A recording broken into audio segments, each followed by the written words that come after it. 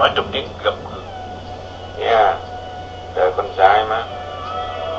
Rồi cứ để máu chảy như vậy, chậm chậm y đi ra khỏi cổng.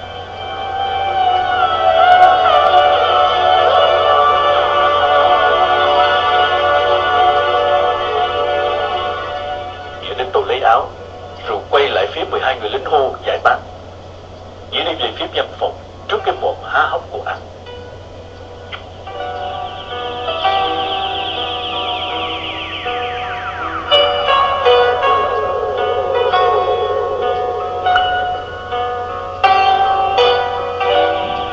Sau đó qua bà nhỏ tôi được biết, khi hội nghị Geneva ký kết, Khánh đang học ở lớp sĩ quan dự bị Thủ Đức. Khánh cùng một số sinh viên sĩ quan khác đã trốn ra khỏi trường khi đất nước chia đôi.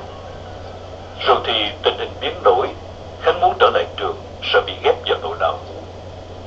Giữa lúc lông bông trên các ngã đời, thì Khánh gặp Nghĩa, quen cũ từ Hà Nội. Trước đây Khánh vẫn khinh Nghĩa là thằng vô học, nhưng bây giờ cờ đến tay Nghĩa, Khánh đành theo lời hứa hẹn của Nghĩa về Bình Xuyên làm thiếu úy. Được đại tá cấp cho một giấy phép đi về giữa Sài Gòn và Bình Xuyên. Khánh từ đó đi về thả cửa, không cần có ý kiến của Nghĩa nữa. Nghĩa tức muốn thu lại giấy phép nhiều lần, nhưng Khánh không được. Cái điều chính yếu là Khánh, người có học, có nhìn Nghĩa bằng con mắt coi thường người kém học, nên tức nhắc. Với tôi, đó không là một sự việc nữa, đã nói rõ về Bình Xuyên. Lúc đó trong khu biệt Bình Xuyên thì tất cả mọi người từ lính tới quan tới dân chúng, mỗi khi nói tới Lê Văn Biển đều kêu là ngài, như ngài đã đi Pháp rồi, ngài đã ký lệnh rồi, vân vân.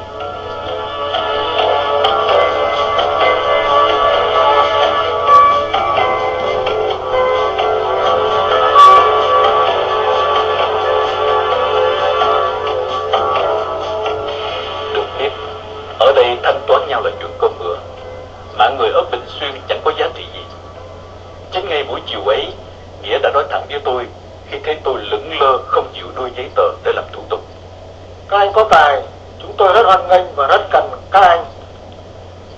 Ngược lại, các anh lừng khừng, ương hành, bắn bỏ ngay. Chúng tôi ở đây không có thiếu đạn. Khi ấy, phần còn ít tuổi, phần khác. Đầu óc tôi đã hiểu gì rõ ràng về đất nước đâu, cho nên tôi có ý niệm. Một thanh niên, nếu có lý tưởng với quê hương dân tộc, vào quân biệt theo Việt Minh.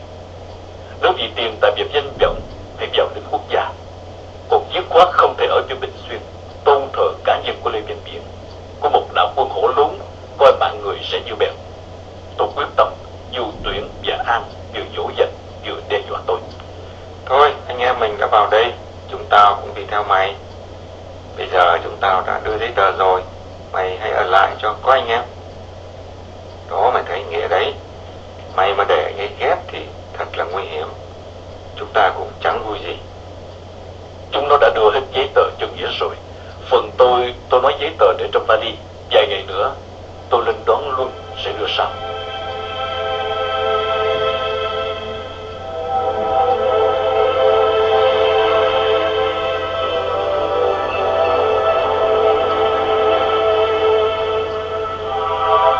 Ba bốn ngày sau, một buổi chiều, một chiếc xe GMC đi vào sân trại, chở theo đầy xe lố nhố người lớn trẻ con.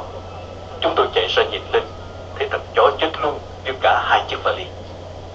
Tên Nghĩa đi xe ship theo sau, bảo luôn đưa vali của tôi xuống, rồi y ra hiệu cho tôi mở ra lấy giấy tờ. Bất ngờ lúng túng, tôi đành phải mở vali, cứ giờ lục lọi tìm kiếm trước con mắt lừ lừ của Nghĩa. Một lúc, tôi quay lại hỏi luôn. Luôn à, ở trên đó mày có mở vali của tao không? Sao không thấy giấy tờ gì của tao hết vậy?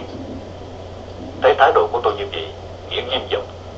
Tôi rất quý Bình, nhưng với điều kiện là Bình phải nghe lời tôi. Tôi cho Bình đến sáng mai đúng 8 giờ. Nếu không có giấy tờ cho tôi á, thì đừng có trách tôi gì cả nha. Tôi xách vali vào trong nhà, về chỗ nghỉ, lòng ngập đầy dẫn quất thằng Đút. Hỏi nó bảo. Nghĩa nói là chúng mày bảo đưa vali vào, tao biết gì đâu. Chính tôi đã dặn nó khi nào tôi lên đón nó mới đi. Nhưng thôi trách nó làm gì. Tối hôm đó tôi thật lo lắng. Cả ba đứa được khuyên tôi, đã trót thế này thì cứ đưa giấy tờ rồi tính sao. Tôi nghĩ không đơn giản, đưa giấy tờ nghĩa là tôi đã đồng ý gia nhập đảng Bình Xuyên. Hôm trước, Nghĩa đã nói thẳng,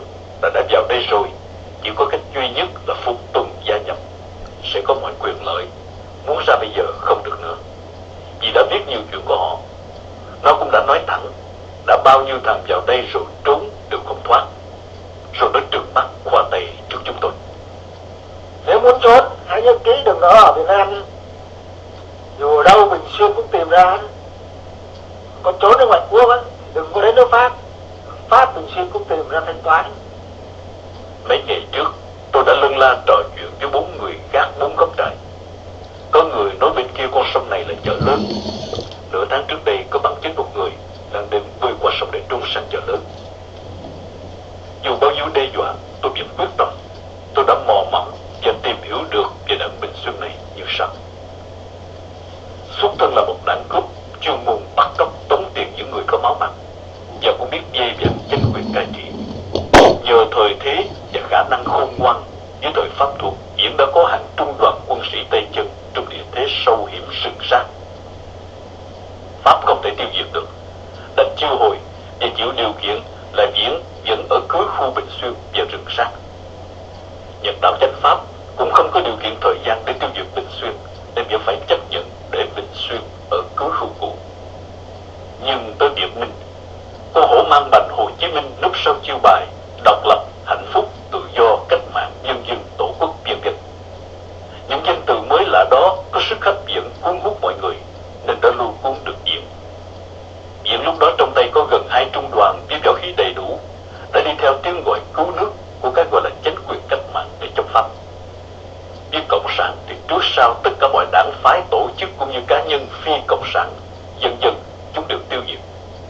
Nhưng với âm mưu thủ đoạn tinh vi, lúc nào trước tiên Cộng sản cũng dè dặn mồi chài liên kết hoặc cô lập kẻ thù phụ để giết kẻ thù chính. Sau đó dần dần lần lượt mới hỏi đến các chú ngu xuẩn là kẻ thù phụ. Trong giai đoạn liên kết, Cộng sản ca tụng hết lời, hứa hẹn cam kết mọi vấn đề. Nếu Viễn tỉnh táo, tự hỏi mình có thể trở thành một tên Cộng sản được hay không. Dù cho Viễn lúc đó cũng quyết tâm bằng mọi giá để gia nhập hàng ngũ Cộng sản theo nguyên tắc của Cộng sản, chúng cũng không bao giờ tin. Chúng không bao giờ tin dùng một ai nếu người đó không do chính chúng đào tạo khi còn là tay trắng, chưa từng có một việc làm nào ngược lại với chúng, chưa được hưởng những cái thú ăn chơi nhàn hạ của xã hội tư bản, vân vân.